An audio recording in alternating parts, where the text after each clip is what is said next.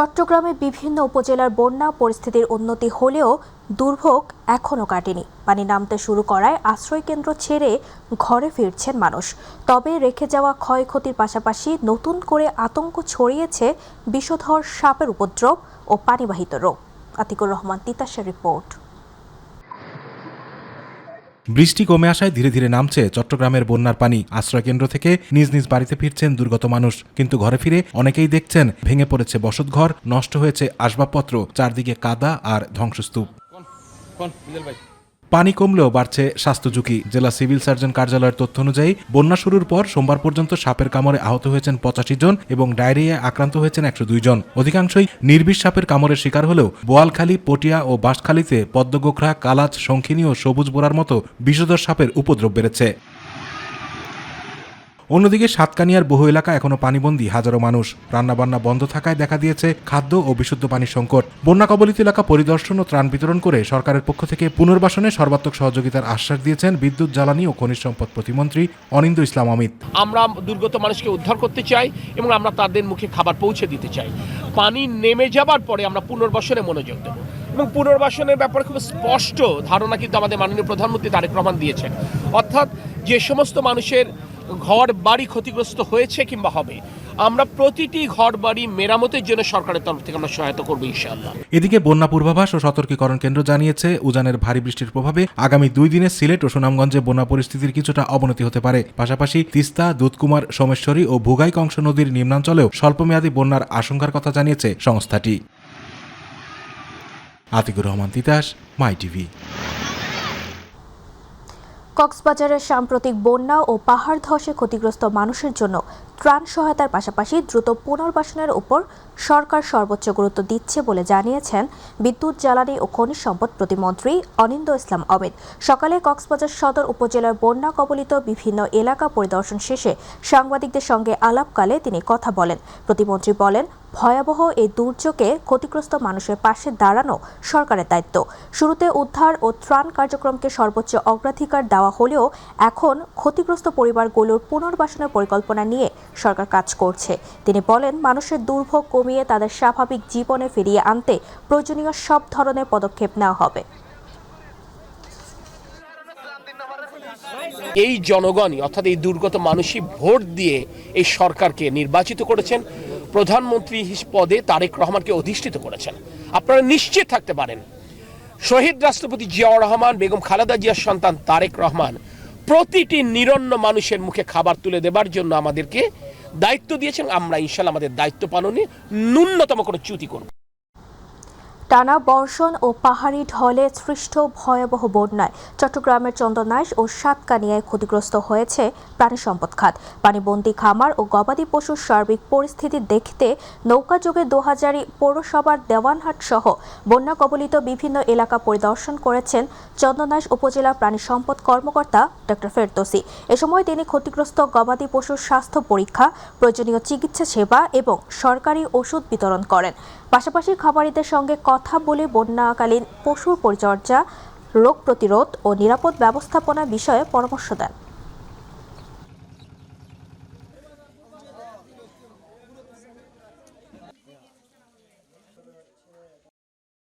দুর্যোগপূর্ণ আবহাওয়ার মধ্যেই এইচএসসি ও সমমানের পরীক্ষা গ্রহণ এবং শিক্ষামন্ত্রীর বক্তব্যের প্রতিবাদে চট্টগ্রামে বিক্ষোভ করেছেন এইচএসসি পরীক্ষার্থীরা। দুপুরে নগরীর 16 শহর শিক্ষা বোর্ডের সামনে বিভিন্ন কলেজের শিক্ষার্থীরা জড়ো হয়ে বিক্ষোভ কর্মসূচি পালন করেন। আন্দোলনকারীরা অভিযোগ করেন, বন্যার কারণে অনেক পরীক্ষার্থী পরীক্ষায় অংশ নিতে পারেননি। এতে তাদের শিক্ষা জীবন অনিশ্চয়তার মুখে পড়েছে। এ সময় তারা দুর্যোগ পরিস্থিতি স্বাভাবিক না হওয়া পর্যন্ত সারা দেশে এইচএসসি ও সমমানের পরীক্ষা স্থগিত রাখা, 13 জুলাই প্রাকৃতিক দুর্যোগের কারণে অনুপস্থিত শিক্ষার্থীদের জন্য পুনর্পরীক্ষার ব্যবস্থা এবং শিক্ষামন্ত্রী আনম এহসানুল হক মিলনের পদত্যাগের দাবি জানান।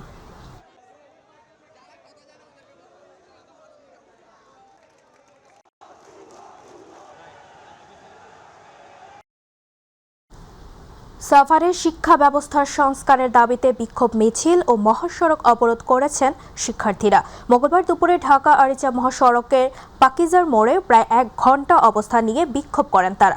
এতে মহাসড়কের উভয় পাশে দীর্ঘ যানজটের সৃষ্টি হয় এবং ভোগান্তিতে পড়েন যাত্রী ও চালকরা। বিক্ষোভে শিক্ষার্থীরা শিক্ষা ব্যবস্থার বিভিন্ন সংস্কারের দাবি জানান। পাশাপাশি শিক্ষার্থীদের পোল্ট্রি মুরগি বলে মন্তব্য এবং বন্যা পরিস্থিতির মধ্যেও পরীক্ষা চালিয়ে যাওয়ার সিদ্ধান্তের জন্য শিক্ষামন্ত্রীকে প্রকাশ্যে ক্ষমা চাওয়ার দাবি তোলেন তারা। পরে আইনশৃঙ্খলা বাহিনীর আশ্বাসের অবরোধ প্রত্যাহার করলে মহাসড়কে যান চলাচল স্বাভাবিক হয়।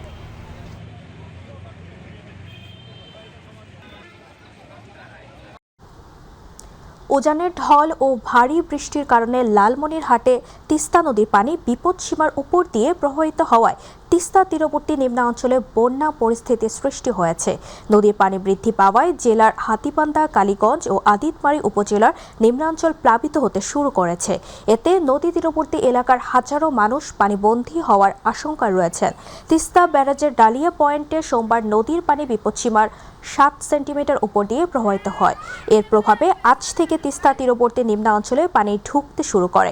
বর্তমানে তিস্তা নদীর পানি বিপদসীমার 5 সেন্টিমিটার নিচ দিয়ে প্রবাহিত হলেও সময়ের সঙ্গে সঙ্গে ব্যারাজের ভাটিতে থাকা নতুন নতুন এলাকা প্লাবিত হওয়ার আশঙ্কা দেখা দিয়েছে। নদীর পানি দ্রুত বাড়তে থাকায় চরাঞ্চল ও নিম্নাঞ্চলে বসতবাড়ি, ফসলি জমি এবং গ্রামীণ সড়কে পানি উঠতে শুরু করেছে।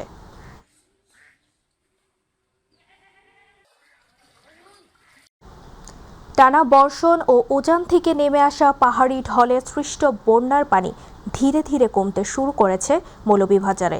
তবে পানি নামার সঙ্গে সঙ্গে স্পষ্ট হয়ে উঠছে ভয়াবহ ক্ষয়ক্ষতির চিহ্ন।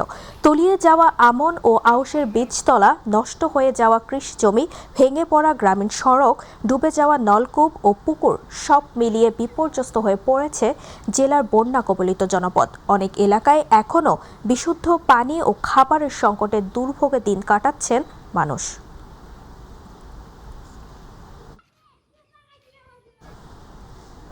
টানা ভারী বর্ষণ ও আকস্মিক বন্যায় ক্ষতিগ্রস্ত বান্দরবানের হোপাইমুখপাড়া এলাকায় 75টি অসহায় ও দুস্থ পরিবারের মাঝে ত্রাণ সামগ্রী বিতরণ করেছে বিজিবি। সকালে বান্দরবান বিজিবি সেক্টর সদর দপ্তরের ব্যবস্থাপনায় এ ত্রাণ সামগ্রী বিতরণ কার্যক্রম পরিচালিত হয়। Sector commander colonel Mohammad Rubayet Jamil BSP এর দিক নির্দেশনায় চলমান ভারী বর্ষণে সৃষ্ট বন্যায় ক্ষতিগ্রস্ত পরিবারের হাতে প্রয়োজনীয় ত্রাণ সামগ্রী তুলে দেওয়া হয়েছে। বিজিবি জানায়, বর্তমান বন্যা পরিস্থিতি পুরোপুরি স্বাভাবিক না হওয়া পর্যন্ত বান্দরবান বিজিবি সেক্টরের পক্ষ থেকে এই ধরনের মানবিক সহায়তা কার্যক্রম অব্যাহত থাকবে।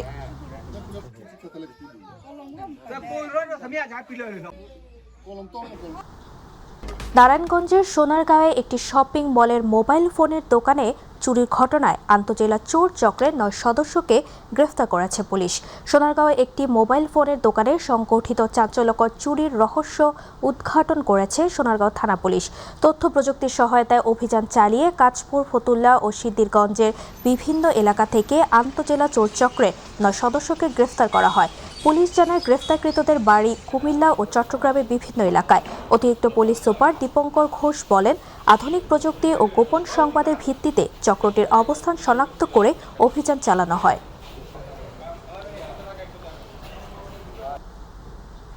ঝিনাইদহের মহেশপুরে অবৈধ মাদকদ্রব্য সহ 4 জন আসামিকে গ্রেফতার করেছে মহেশপুর থানা পুলিশ। রাতে উপজেলার তালসার গ্রাম থেকে তাদের আটক করা হয়। অফিসার ইনচার্জ মেহেদি হাসান জানান, গোপন সংবাদের ভিত্তিতে অভিযান পরিচালনা করে 144 বোতল স্কাফ, 500 পিস অবৈধ ইনজেকশন, মাদক বহনকারী একটি ইজি বাইক এবং 3টি মোবাইল সহ একই এলাকার মাদক ব্যবসায়ী ইসরাফিল, সাদিকুর, বাবুল এবং আশিকুর রহমানকে গ্রেফতার করা হয়েছে। আসামিদের বিরুদ্ধে মাদকদ্রব্য আইনে মামলার প্রস্তুতি চলছে। সাবেক স্পিকার ব্যারিস্টার জমির উদ্দিন সরকারের মৃত্যুতে কুড়িগ্রামে গভীর শোক ও শ্রদ্ধায় আলোচনা সভা ও দোয়া মাহফিল অনুষ্ঠিত হয়েছে। সকালে জেলা বিএনপির উদ্যোগে দলীয় কার্যালয়ে এই সভার আয়োজন করা হয়। কুড়িগ্রাম জেলার বিএনপির আহ্বায়ক মোস্তাফিজার রহমানের সভাপতিত্বে অনুষ্ঠিত আলোচনা সভায় বক্তব্য রাখেন জেলা বিএনপি সদস্য সচিব সোহেল হোসনাইন কাইকোবাদ, সিনিয়র যুগ্ম আহ্বায়ক অধ্যাপক শফিকুল ইসলাম বেপু, যুগ্ম আহ্বায়ক অধ্যাপক হাসিবুর রহমান হাসিব, সাবেক যুগ্ম সম্পাদক আশরাফুল হক রুবেল সহ নেতৃবৃন্দ।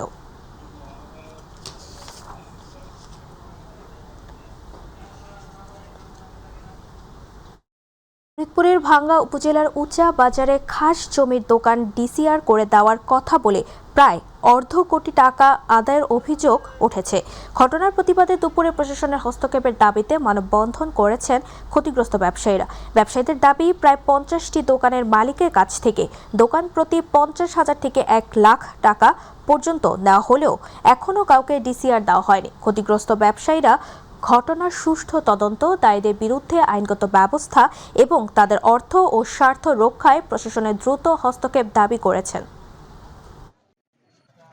পটলের কিছু দোকান, দর্জির দোকান আর মাছ বাজার, এখানে কিছু মহল আমাদের কাছ থেকে ডিসিআর করাই দিবে বলে টাকা দাবি করতেছে। 1,20,000, 50 দোকান করলে এখানে আমাদেরকে ডিসিআর কাটার জন্য, সরকারি অনুমোদন নেওয়ার জন্য আমাদের কাছে একটা দরখাস্ত আসে। আমরা সেই দরখাস্ত অনুযায়ী অ্যাসিলেন্ট অফিসে যোগাযোগ করলে তারা আমাদের কাছে কাগজপত্র জমা দিতে বলে। ঢাকার ধামরায়ে কাওয়ালীপাড়া হাট বাজার পরিচালনা কমিটির নামে চাঁদাবাজির মিথ্যাচারের অভিযোগ তুলে এর প্রতিবাদে কাওয়ালীপাড়া হাট বাজার পরিচালনা কমিটি প্রতিবাদ সভা ও সংবাদ সম্মেলন করেছে। ধামরায়ের কাওয়ালীবাজারে হাট বাজার পরিচালনা কমিটির কার্যালয়ে এই প্রতিবাদ সভা ও সংবাদ সম্মেলন অনুষ্ঠিত হয়েছে। কাওয়ালীপাড়া হাট বাজার পরিচালনা কমিটির সাধারণ সম্পাদক মোহাম্মদ বাবু মেম্বার জানান, উদ্দেশ্য প্রণোদিতভাবে একটি গোষ্ঠী ভুল বুঝিয়ে এ মানববন্ধন ও বিক্ষোভ মিছিল করিয়েছে।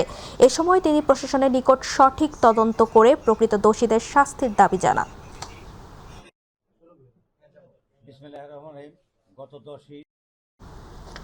কুড়িগ্রাম সদরের পৌরসভার মধ্যে একমাত্র পাইকারি বাজার কুড়িগ্রাম জিয়া বাজারের বেহাল দশা।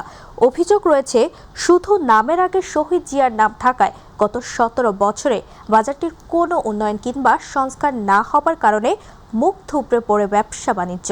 বর্তমানে ক্রেতা ও বিক্রেতারা চান বাজারটি দ্রুত সংস্কার করে বিনিয়োগের পরিবেশ। কুড়িগ্রাম প্রতিনিধি SM আশরাফুল হক রুবেলের পাঠানো রিপোর্ট জানাচ্ছেন SM আরিফ। টিনের চাল নেই, পলিথিনের বস্তা কিংবা চট দিয়ে মাথার উপরে বৃষ্টি আটকানোর চেষ্টা। আবার কোথাও আকাশ দেখা যায়, বৃষ্টির পানিতে ভিজে নষ্ট হয় কাঁচামাল। রাস্তাগুলো চলাচলের অনুপযোগী। এভাবেই কোনো রকমে চলছে ব্যবসা বাণিজ্য। দীর্ঘদিন ধরে কুড়িগ্রাম শহীদ জিয়া বাজারের এমন বেহাল দশা। 2 দশক আগে প্রথম শ্রেণীর পৌরসভার মর্যাদা পাওয়া শহীদ জিয়া বাজার প্রতিষ্ঠিত হয় 1980 সালে। কুড়িগ্রামের একমাত্র কাঁচামাল সবজির পাইকারি এই বাজারটি এখনো রয়ে গেছে অনুন্নত, যেখানে ব্যবসার কোনো পরিবেশ নেই বললেই চলে। বাজারে করতে আসি, দেখি যে বাজারে ঢুকতে গেলে সম্পূর্ণ কাদা উঠে একাকার হয়ে যায়, চলাচল করা যাচ্ছে না। আর পিচ্ছিল বাজার করতে আসলে দেখা গেল কাদা দিয়ে জামা কাপড় সব শেষ হয়ে যায়। তবে আসতে পারি না, বর্ষা কি আর এমনি কি কাদুর জন্য আসতে পারি না। ব্যবসায়ীদের অভিযোগ, দীর্ঘদিন ধরে এই অচলাবস্থা চললেও সংস্কারের কোনো উদ্যোগ নেই পৌর কর্তৃপক্ষের। কাস্টমার আসি দাঁড়িয়ে থেকে যে বাজার করবে তার কোনো বুদ্ধি নেই। বৃষ্টি আসলে ভিজি যায়, কাস্টমার থাকে না। যে বাজারের এক হলো উপরে চাল নাই, দ্বিতীয়ত হলো বৃষ্টি আসলে বাজারে কোনো কাস্টমার নেই। আমাদের মাথার উপরে কোনো চাল নাই, বাজারের যত সিঁড়িগুলেন আছে সব সিঁড়ি ফাটি গেছে, ভাঙি গেছে। সাশ্রয়ী এই পাইকারি বাজারের সাথে যোগাযোগ ব্যবস্থারও বেহাল দশা। বৃষ্টির দিনে ভোগান্তিতে পড়তে হয় ক্রেতা বিক্রেতা উভয়েরই। আমরা বাজারের লোক, বাজার কমিটির পক্ষ থেকে অনেকবার এই বিষয়টা নিয়ে আমরা বাজারের লোকজন ওখানে গেছি, কিন্তু কোনো পদক্ষেপ পাচ্ছি না। আমরা এর পদক্ষেপের ব্যবস্থা চাচ্ছি। বৃষ্টি আসলে দোকান ছেড়ে অন্য জায়গায় চলে যেতে হয়। আর যারা পুঁজি নিয়োগ করে এই অবস্থায় বিক্রি না হলে পুঁজি থাকে কেমন করে? কুড়িগ্রাম পৌর কর্তৃপক্ষ জানায়, ইতিমধ্যে অস্থায়ীভাবে বাজার সংস্কারের উদ্যোগ নেওয়া হয়েছে। পরবর্তীতে আরও আধুনিকায়ন করা হবে বলেও প্রত্যাশা এই নির্বাহী প্রকৌশলীর। 9 প্রজেক্টের আওতায় মাল্টি স্টোরেট মার্কেট করার জন্য ডিজাইন বা পাঠক্রম এটা ঢাকাতে কাজ চলমান অবস্থায় আছে। আশা করা যায় হয়তো জিয়া বাজারের দুর্ভোগ লাঘবে দ্রুত ও কার্যকরী পদক্ষেপ গ্রহণের প্রত্যাশা ব্যবসায়ী সহ সচেতন মহলের। SM আরিফ, মাই টিভি। ব্রাহ্মণবাড়িয়ায় ধর্মীয় সম্প্রীতি সুদৃঢ় রাখতে ও উগ্রবাদ প্রতিরোধে বিভিন্ন ধর্মের নেতাদের অংশগ্রহণে আন্তঃধর্মীয় সংলাপ অনুষ্ঠিত হয়েছে। শহরের কাউতলীতে সদর উপজেলা PFG এর আয়োজনে সংলাপে প্রধান অতিথি ছিলেন সদর উপজেলা নির্বাহী কর্মকর্তা সিফাত মোহাম্মদ ইশতিয়াক ভুইয়া। সংগঠনের অ্যাম্বাসেডর জেলা বিএনপির সহ সভাপতি ABM মমিনুল হক এর সভাপতিত্বে SM শাহিনের সঞ্চালনায় এতে বক্তব্য রাখেন জেলা বিএনপির সহ সভাপতি জহিরুল হক খোকন, PFG উপজেলা সাংবাদিক মোহাম্মদ আরজু, জেলা জাতীয় পার্টির সদস্য সচিব মোহাম্মদ নাসির।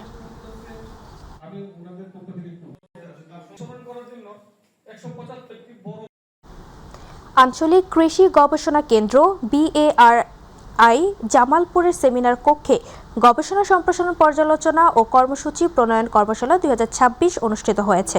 জামালপুর আঞ্চলিক কৃষি গবেষণা সেমিনার কক্ষে এই কর্মসূচি আয়োজন করে আঞ্চলিক কৃষি গবেষণা মুখ্য বৈজ্ঞানিক কর্মকর্তা ডক্টর মোহাম্মদ রজব আলীর সভাপতিত্বে প্রধান অতিথি হিসেবে বক্তব্য রাখেন BARI পরিচালক ডক্টর হাবিব মোহাম্মদ নাসের, অতিরিক্ত পরিচালক তৌফিক আহমদ খান, বৈজ্ঞানিক কর্মকর্তা মোহাম্মদ সাহাদাত হোসেন।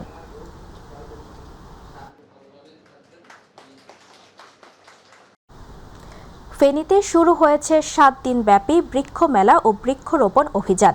সকালে শহরের শহীদ জহির রায়হান মিলনায়তনে মাঠে মেলার উদ্বোধন করেন জেলা প্রশাসক মনির হক। তিনি বলেন, পরিবেশের ভারসাম্য রক্ষায় সকলকে অন্তত একটি করে গাছ লাগানো উচিত। সরকার আগামী 5 বছরে দেশব্যাপী 25 কোটি গাছ লাগানোর কর্মসূচি হাতে নিয়েছে। উদ্বোধনী অনুষ্ঠানে বিশেষ অতিথি ছিলেন বন বিভাগ, কৃষি সম্প্রসারণ ও জেলা প্রশাসনের কর্মকর্তারা। মেলায় ফলজ, বনজ, ঔষধি ও ফুলের গাছ সহ মোট 20টি স্টল রয়েছে। মেলা চলবে 20 জুলাই পর্যন্ত। একটি দেশের পরিবেশ রক্ষার জন্য আমরা জানি 25% বনভূমি থাকার প্রয়োজন রয়েছে। আমাদের দেশে কোনো হিসাব মতে 15 বা কোনো হিসাব মতে 17% মধ্যে আমাদের বনভূমি রয়েছে। তো আমাদের দেশে বৃক্ষরোপণের প্রয়োজনীয়তা রয়েছে। এই জন্য বর্তমান সরকার যে নির্বাচনী ইশতেহার সেখানে বৃক্ষরোপণের জন্য বিশেষ কর্মপরিকল্পনা গ্রহণ করা হয়েছে। আগামী 5 বছরে 5 কোটি বৃক্ষরোপণের যে কর্মসূচি সেটা ইতিমধ্যে মাননীয় প্রধানমন্ত্রী কর্তৃক উদ্বোধন করা হয়েছে। চুয়াডাঙ্গার জীবননগরে নবাগত উপজেলা নির্বাহী কর্মকর্তা সুমাইয়া সুলতানা অ্যানি স্থানীয় ইলেকট্রনিক ও প্রিন্ট মিডিয়ার সাংবাদিকদের সঙ্গে মতবিনিময় সভা করেছেন। উপজেলা নির্বাহী কর্মকর্তা কার্যালয়ে অনুষ্ঠিত সভায় তিনি বলেন, জীবননগরের আইনশৃঙ্খলা পরিস্থিতি, উন্নয়ন কর্মকাণ্ড এবং জনসেবার মান উন্নয়নে সাংবাদিকদের দায়িত্বশীল ভূমিকা অত্যন্ত গুরুত্বপূর্ণ। এ সময় উপস্থিত ছিলেন জীবননগর প্রেস ক্লাবের সভাপতি মুন্সি মাহবুবুর রহমান বাবু, সাধারণ সম্পাদক নূর আলম, নির্বাহী সদস্য নারায়ণ ভৌমিক, সালাউদ্দিন কাজল, জিটিভির চুয়াডাঙ্গা জেলা প্রতিনিধি আকিমুল ইসলাম, মাইটিভির চুয়াডাঙ্গা জেলা প্রতিনিধি ও সাবেক কাউন্সিলর জামাল হোসেন খোকন সহ অনেকে।